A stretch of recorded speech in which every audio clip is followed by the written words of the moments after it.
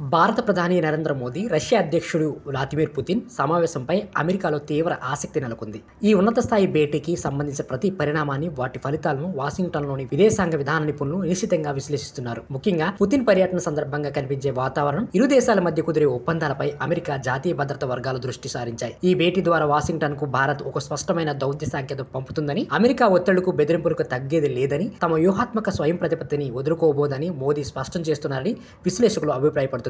America నిపుణులు ప్రధానంగా రెండు విషయాలు గమనిస్తున్నారని, పుతిన్ కు ఢిల్లీలో ఎలాంటి రెడ్ కార్పెట్ స్వాగతం లభిస్తుంది, రక్షణ ఇంధన రంగాల్లో ఎలాంటి కీలక ఒప్పందాలు ఎదురవుతాయి అనే అంశాలపై వారు దృష్టి సారించారని విశ్లేషకులు భావిస్తున్నారు.